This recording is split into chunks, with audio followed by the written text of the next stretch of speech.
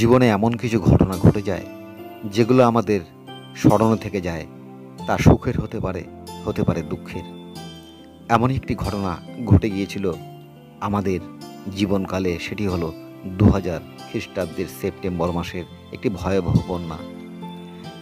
আজকের এই ভিডিওতে আমি সেই বন্যার কথাটি উল্লেখ করলাম এই কারণেই যে সেই বন্যার পরেই আমার আঞ্চলিক ইতিহাসের কাজের জন্য দেওয়ালগড় যাওয়া। এই যে জায়গাটি দেখছেন এটি আমার পাড়া।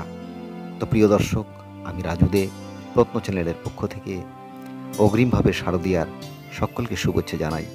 আপনারা সকলেই ভালো থাকুন, আনন্দে থাকুন। 2000 সালের বন্যায় এটি হলো আমার পাড়া, যেটি 2000 বন্যায় এখনকার বললে পারে ঠিক আছে, প্রায় বিশ্বাসই হবে না। 3 থেকে 3.5 ফুট জল বন্যায় আমাদের এখানে মাজা পর্যন্ত জল, যা আমার ছোট জীবনকালে আমি দেখিনি। 1981 খ্রিস্টাব্দে আমি জন্মগ্রহণ করেছি, তার মানে অতগুলো বছর আমি এই গ্রামে কোনো জল দেখিনি। প্রিয় দর্শক, 2000 খ্রিস্টাব্দের যে বন্যা হয় তারপরেই, মানে বললাম সেপ্টেম্বরে বন্যাটি হয়েছিল এবং আমি জানুয়ারির পরপরই দেওলগড়ে যাই।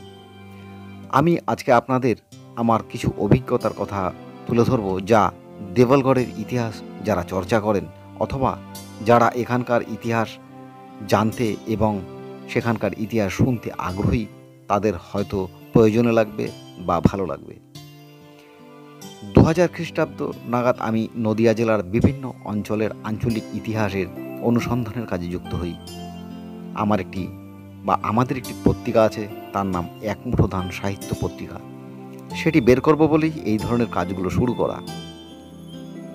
আমরা বিভিন্ন লেখায় যে ইতিহাস বাংলার জানতে পারি, সেখানে একটি জায়গা আমরা জানতে পারি দেবগ্রাম, যেটি গাগনাপুরের নিকটে। এ সম্বন্ধে বিভিন্নভাবেই প্রচুর ভিডিও এনেছি, কিন্তু আজকের এই ভিডিওটি একটি প্রাথমিক পর্যায়ের বলা চলে, যা আমার জীবনকালে বা আমার প্রত্ন ইতিহাসের অনুসন্ধানকালে।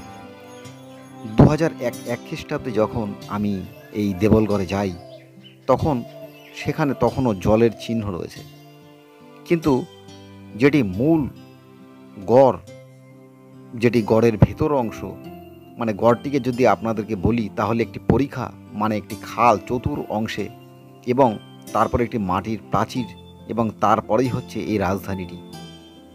এবং রাজধানীটি যেটি মূল অংশ তাকে বলা হয় দেবলা বা দেবলা। এবং সেখানে একটি পুকুর আছে যার নাম রাজার পুকুর। এখান থেকে যদি আপনি যে কোনো দিকেই তাকান, অর্থাৎ পূর্ব পশ্চিম উত্তর দক্ষিণ, তো চতুর অংশটাই দেখবেন আস্তে আস্তে নিচে নেমে গিয়েছে, মানে একটা কচ্ছপের মতো এই অংশটি। এবং 2000 সালের বন্যায় এখানে জল ওঠেনি, জলটা উঠেছিল ওই গড়ের বাইরে, এবং পরিখাতে তখনও জলে সম্পূর্ণ পরিপূর্ণ। আমি জানুয়ারির কথা বলছি, 2001 খ্রিস্টাব্দের। এবং তখনও সেখানে জল আশেপাশের গ্রামে সম্পূর্ণভাবে রয়ে গিয়েছে। এবং সেখান থেকে আমি বিভিন্ন পুরাবস্তু উদ্ধার করি, কারণ জলের এতটা স্রোতে পুরাবস্তুগুলি বিভিন্নভাবে বেরিয়ে এসেছিল। আমি প্রথম যেখান থেকে এই গড়টির সম্বন্ধে জানতে পারি, সেটি হলো স্থানীয়ভাবে কিছু লোক কাজ করেছিলেন, তার মধ্যে শ্রদ্ধেয় মোহিত রায় মহাশয়। তিনি অমিয় কুমার বন্দ্যোপাধ্যায়ের সঙ্গে এটি কাজ করেছিলেন, যেটি ছিল নদিয়া জেলার পুরাতত্ত্ব। এবং সেই পুরাতত্ত্বের ইতিহাস সংগ্রহের কালে তিনি নদিয়ার বিভিন্ন অংশে যান, এবং তখন তিনি এই দেওলগড়ে এসেছিলেন বলে তিনি আমাকে বলেছেন, যখন তার সঙ্গে আমি সাক্ষাৎ করেছিলাম। কিন্তু তিনি আমাকে বলেছিলেন যে ব্যাপকভাবে আমি এই জায়গাটি অনুসন্ধান করিনি, তাই আমি সেখানকার প্রত্ন ইতিহাস সম্বন্ধে তেমন করে কিছু বলতে পারবো না। আমি শুধু নদিয়া জেলার একটি পূর্ণাঙ্গ ইতিহাসের রূপ দিতে চেয়েছিলাম, যেটি অমিয় কুমার বন্দ্যোপাধ্যায় তাকে অনুরোধ করেছিল। এবং সেই গ্রন্থটি তারা বের করেছিলেন, এবং খুব সুন্দর একটি গ্রন্থ, আপনারা দেখতে পারেন। তো তিনি আমাকে জানান যে ইনসেন্ট মনুমেন্ট অফ বেঙ্গল, যেটি ব্রিটিশ গভর্নমেন্ট একটি গেজেটিয়া বের করেছিল, সেখানেও এই জায়গাটির কথা আছে। সত্যি করে বলতে 2000 সালে আমি প্রথম এই গ্রন্থটি সেভাবে জেনে উঠতে পারিনি, কারণ তখন ইতিহাসের আমার এ সমস্ত সূচনাকাল বলা চলে। আমি সেই বইটি পড়ি এবং আমি জানতে পারি যে সেখানে এই দেওলগড়ের কথা আছে, মানে এই দেবগ্রামের কথা আছে, যেটি নদিয়া জেলার গাগনাপুরের নিকটে। সেখানে যেভাবে লেখা আছে তাতে সহজ বাংলায় বললে যা বোঝায় যে মুসলমান যখন আক্রমণ করেননি, অর্থাৎ মুসলমান যুগের আগে সেখানে হিন্দু যুগে কিছু একটা ছিল, মন্দির ছিল অথবা অন্য কিছু ছিল। এবং 4টি মাটির ঢিবির কথা বলা হয়েছে। আমরা যখন প্রথম সেখানে যাই সেখানে 3টি ঢিবি দেখতে পাই। এখন সেখানে একটি মাত্র ঢিবি টিকে আছে, বাকি 2টি ধ্বংস হয়ে গিয়েছে। এবং সেখান থেকে যে সমস্ত পুরাবস্তু উদ্ধার করি আমি চমকে উঠি। 2001, 2, 3, 4, 5 এই 5 খ্রিস্টাব্দ পর্যন্ত আমি এই জায়গাটি সম্বন্ধে বিস্তারিতভাবে অনুসন্ধান করতে লাগি এবং নদিয়া জেলায় যারা যারা এই সম্বন্ধে লিখেছেন তাদের বই পড়তে লাগি। এবং আমি একটু অবাক হয়ে যাই যে এখানকার প্রত্ন ইতিহাস সম্বন্ধে কেউ লেখেনি। যারা যারা লিখেছেন তারা একটি লৌকিক বা একটি লোক ইতিহাস সেখানে তুলে ধরেছেন, যেটি এই দেবলগড় সম্বন্ধে, যেখানে দেবপাল নামে একজন রাজা ছিল এবং সেখানে একটি লোককথা তুলে ধরেছেন, কিন্তু সেখানকার প্রত্ন ইতিহাস, বিজ্ঞানসম্মত ইতিহাস কেউ তুলেই ধরেননি।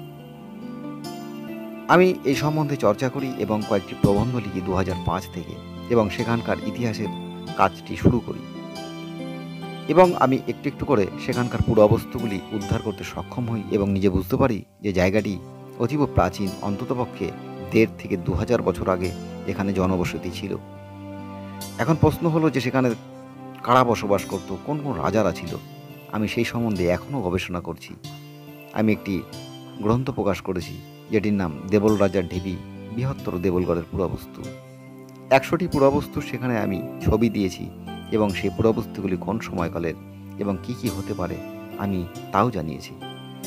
এখান থেকে উদ্ধার হওয়া প্রায় 65টি পুরাবস্তু আমি সিধু কানু বিরসা ইউনিভার্সিটি অর্থাৎ পুরুলিয়া বিশ্ববিদ্যালয়ে দান করেছি, কারণ সেখানকার ভাইস চ্যান্সেলর এবং সেখানকার মিউজিয়াম ডিরেক্টর আমাকে অনুরোধ করেছিল যে আমি যেন তাদের মিউজিয়ামের জন্য কিছু পুরাবস্তু দান করি, এবং আমি তা করেছি সেখানকার ছাত্রছাত্রীদের গবেষণার সুবিধার্থে। আমি এই জায়গাটি সম্বন্ধে আপনাদের আরও কয়েকটি কথা বলতে চাই।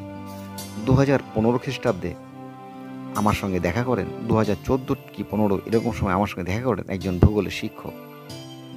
তিনি আমার সঙ্গে করে যান সেখানে এবং তিনি বুঝতে চান, জানতে চান এই জায়গাটি সম্বন্ধে, এবং তিনি আমার কাছ থেকে ছবি নেন এবং সেই ছবি তার একটি বইতে তিনি প্রকাশ করেন, যেখানে তিনি আমার কোনো অনুমতি নেননি। আমি সত্যি সত্যি একটু আঘাত পাই এবং এই ভূগোলের শিক্ষক তিনি আমার ঘরে বসেই তার ক্যামেরা দিয়ে আমার পুরাবস্তুর ছবিগুলি তিনি সংগ্রহ করেন এবং তার গ্রন্থে তিনি প্রকাশ করেন। সেখানে যেই পুরাবস্তুগুলি ছবি দেন তিনি, তাতে তিনি প্রাপ্তি স্বীকারটুকু করেননি। যাই হোক, এইসব ভুলে আমাদের ইতিহাস চর্চাটাই করতে হবে, আমরা তাই করছি। এখন বর্তমানে অনেকে দাবি করে এই দেবলগড়ই ছিল প্রাচীন নদিয়ার রাজধানী, কিন্তু আমরা মনে করি এই তথ্যটি ভুল, কারণ আমরা এই সম্বন্ধে আপনাদের কাজ দেখাবো যেগুলি আমরা করেছি এবং সেগুলি বিজ্ঞানসম্মত। প্রাচীনকালে যেই ভৌগোলিক অবস্থান যদি নদিয়ার জেলার দেখেন, তাহলে দেখা যাবে যে এই দেবলগড় সেই নদিয়া জেলার মধ্যে পড়ে না। আসলে তারা বলতে চাইছে যে ইখতিয়ার উদ্দিন বখতিয়ার খলজি যেখানে আক্রমণ করেছিল সেই লক্ষণ সেনের রাজধানী এই দেবলগড়, কিন্তু এটা ভুল।